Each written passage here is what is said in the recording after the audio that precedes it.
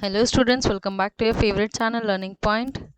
आज हम लोग पढ़ेंगे कुछ वर्ड्स, उनके यूजेस और कहाँ कहाँ वो यूज़ कर सकते हैं इंग्लिश में, उनके रूल्स कुछ यूज़ करने के। First we will learn the difference between at and इन।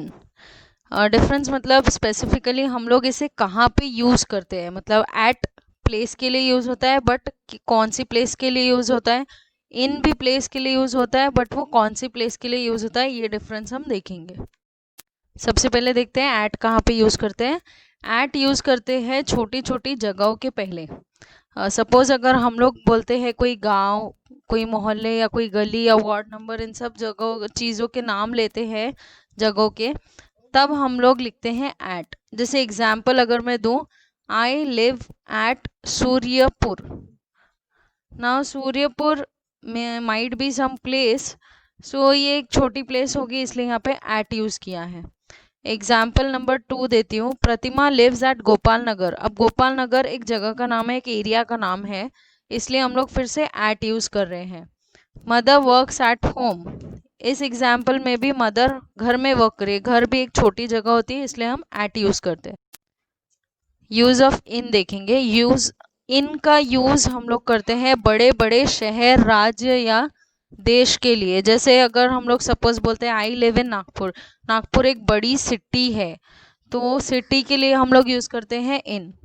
वैसे ही अगर मैं बोलूँ मीना लिव्स इन मुंबई, मुंबई भी एक बड़ी सिटी है, इसके लिए वहाँ के लिए भी हम लोग इन यूज़ करते हैं। If I say we live in Bihar, Bihar is again a state. ना यहाँ पे सिटी हो, स्टेट हो या कोई भी ऐसी जगह हो जो बहुत ही बड़ी हो, उसके लिए हम लोग यूज़ करते हैं इन। अभी आगे हम देखेंगे use of to and from. To और फ्रॉम दोनों भी डायरेक्शंस के लिए यूज़ होता है। जब भी हम कहीं जाते हैं, अगर हमें बताना है कि हम लोग कहीं जा रहे हैं या कहीं पहुंच रहे हैं या कोई जगह पे जा रहे हैं, उसके लिए हम लोग यूज़ करते हैं टू। एग्जाम्पल देती हूँ, I am going to village, मैं विलेज में जा रही हूँ, जाने के लिए हम लोगों ने यूज़ किया टू। फिर अगर मैं बोलूँ example number 2, Sunita goes to college, Sunita कहाँ जा रही है, कॉलेज जा रही है, तो वो फिर से यूज़ कर रही है टी ओ टू। अब हम देखेंगे use of from.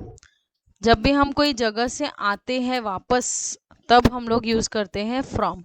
Now suppose if I give an example, I am coming from village, मैं विलेज से आ रही हूँ, तो इसके लिए हमने यूज़ किया है फ्रॉम, क्योंकि हम बता रहे हैं कि हम लोग कहाँ से आए हैं, हम एक्चुअली विलेज से आए हैं, या मैं कहाँ से आई हूँ, विलेज से आई हूँ।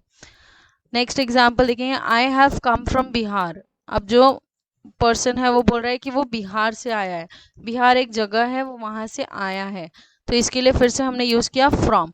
तो एक चीज़ हमेशा याद रखना है, जब भी हम कहीं जाते हैं हम यूज़ करेंगे टी ओ टू इंग्लिश में, और जब भी हमें कोई जगह के बारे में बताना है कि हम वहाँ से आए हैं या वापस आते हैं, तो हम यूज़ करेंगे फ्रॉम।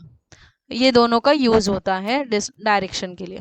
अब हम लोग देखेंगे use of since and for. अभी ये दोनों भी वर्ड जो है, सिंस और फॉर, ये दोनों वर्ड यूज़ होते हैं टाइम बताने के लिए। सिंस का यूज़ करते हैं पॉइंट ऑफ टाइम बताने के लिए, यानी कि कोई निश्चित जो समय है, यानी कब से बताने के लिए हम लोग यूज़ करते हैं सिंस। एग्जाम्पल देखेंगे, I have been reading since morning, मतलब मैं बोल रही हूँ कि मैं सुबह से पढ़ रही हूँ। कब से पढ़ रही हूँ, मतलब सुबह से, तो इसके लिए हम लोग यूज़ करेंगे सिंस। सेकेंड एग्जाम्पल देखते हैं, he has been working here since last week, तो वो वहाँ पे कब से काम कर रहा है, सिंस लास्ट वीक, मतलब लास्ट वीक से वो वहाँ काम कर रहा है, ऐसा बताने के लिए हम लोग यूज़ करते हैं सिंस। तो आई होप आपको सिंस का यूज़ आ जाएगा आगे में। थोड़ी और अच्छे से समझने के लिए एक और एग्जाम्पल देखते हैं, जैसे they have been living in Bihar since 1990। अब वो वहाँ कब से रह रहे हैं, बिहार में 1990 से रह रहे हैं, तो हम लोग यहाँ पे फिर से सिंस यूज़ करते हैं।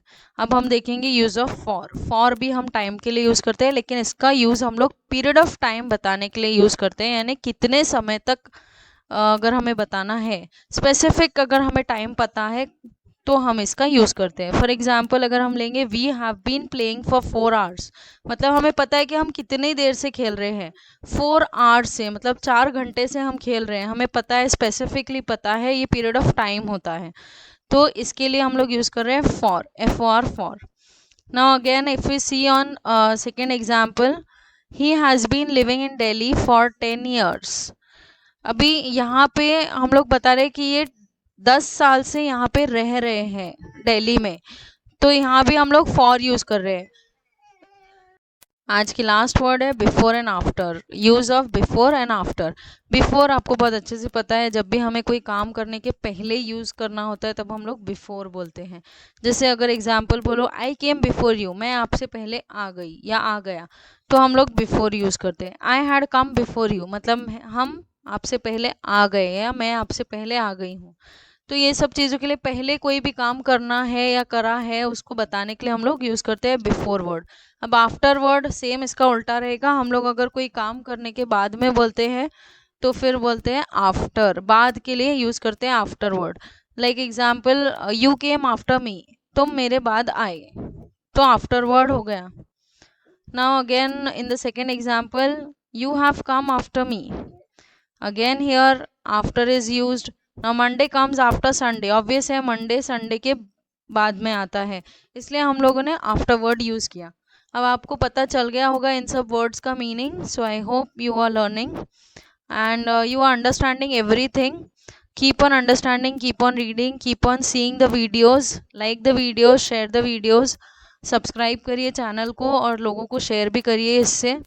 आई होप आपको इससे कुछ ना कुछ फ़ायदा ज़रूर हो रहा होगा, and it will help you in understanding your English and improving your English as well. So till then guys, stay home and keep learning with me at Learning Point. Goodbye, take care.